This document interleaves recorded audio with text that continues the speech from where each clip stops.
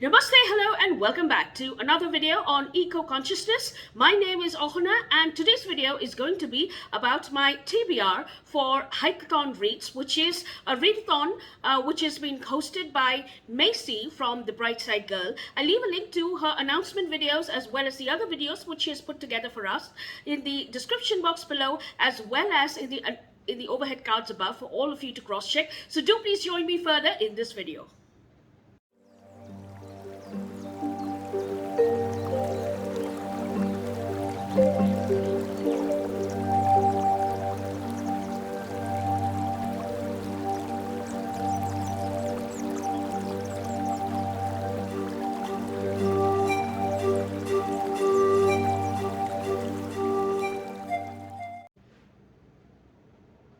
So now let's come around to all the books that I plan on reading, and Macy has put together a couple of prompts which are absolutely fun-filled, and I put together not only a TBR but a pile of possibilities as well, because there are lots of books on my shelves which do fulfill this prompt, and I do have approximately 4 books per prompt, but then I may not be able to read all of them, so I do have a separate video for my TBR, which is going to be this video, and also another video for my pile of possibilities, which I will share with you shortly. So let's come around to the TBR, or the books which I plan on completing within this stipulated amount of time.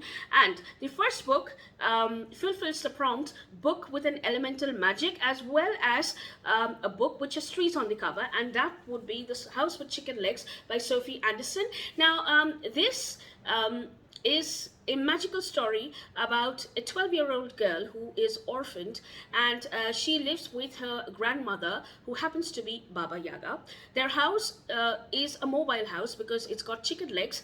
It wanders from place to place. Sometimes it's near the sea, sometimes it's an isolated forest, sometimes it's at the edge of an Iceland, or sometimes it's by the river creek or the forest. So the house wanders from place to place. There is a special reason why the house does so, and also there's a lot of magic which the house holds within it, and all the inhabitants of the house are continuously nurtured by magic which is provided by this house.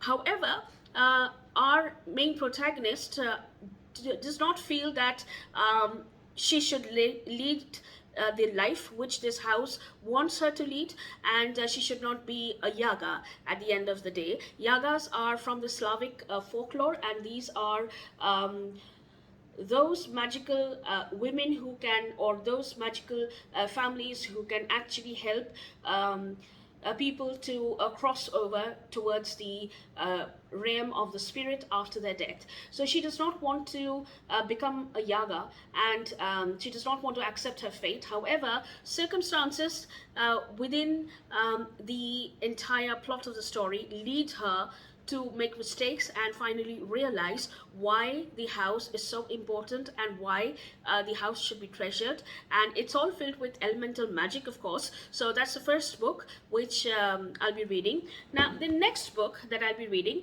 is for the prompt a book with a game in it. So the book that I've chosen is by John Bladake, and it's called Lost in Ghostville, and this is about a new theme park, a horror theme park, which has just recently opened, and there are a few wandering ghosts. So there are 3 of these children who know how to capture ghosts, and they actually specialize in ghost hunting. However, they can't really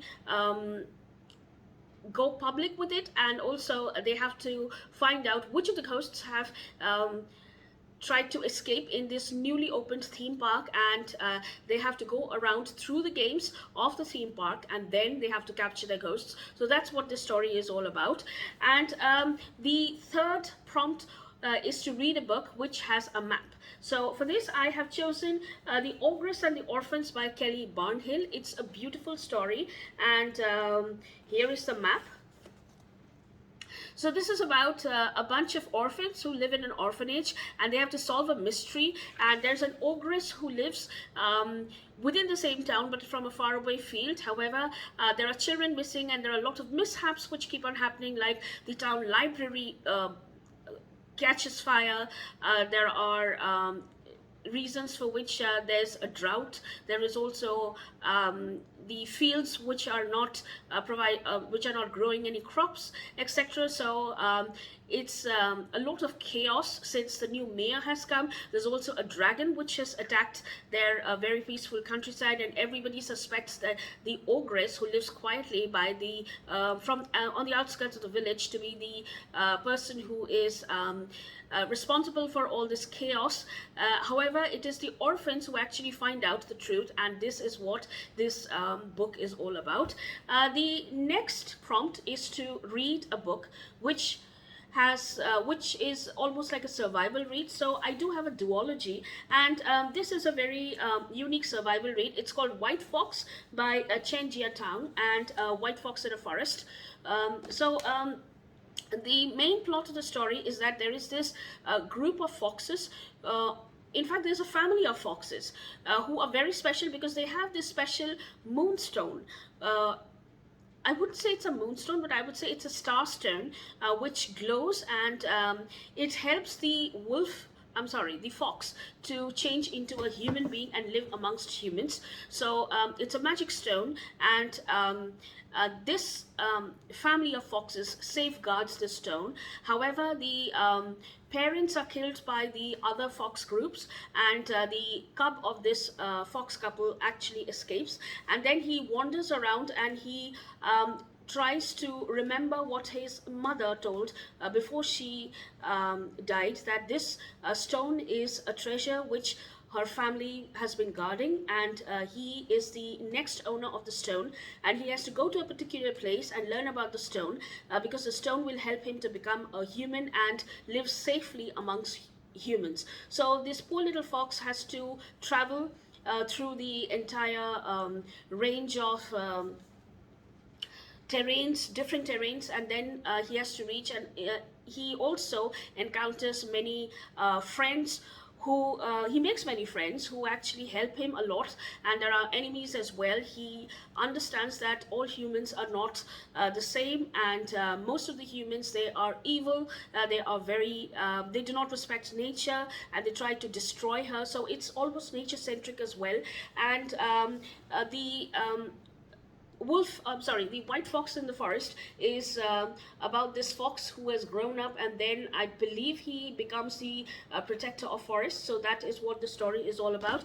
Now, this fox has to survive to get to the place where his mother had recommended that he should use the stone and learn about the stone so that he can use it properly and become a human being, because most of the tribes, it's a special tribe where the foxes wear the stone and become human. So he has to go to that tribe, and so it's a survival for him because he's a very small little wolf, and there are people to hurt him. There are those humans who want to capture him. There are also wild animals who want to attack him, etc. So it's a survival read, and of course it has trees on its cover, so that counts for both the prompts, which is book with the tree on the cover as well as a survival read. So these are the few books which are on my TBR, and I'll now be proceeding on to the next video, which will be the concluding part, because that will be my pile of possibilities. So in case if I complete all these books, then obviously I will move on to my pile of possibilities. So I'll leave a link to my pile of possibilities in the description box below, as well as in the overhead cards above, for all of you to cross-check. The link will also be given at the end of the video, so you can just click on it and it will take you straight over. So that's all I have for this video. I'll see you soon shortly now. So thank you for watching, and have a good reading week ahead, and namaste.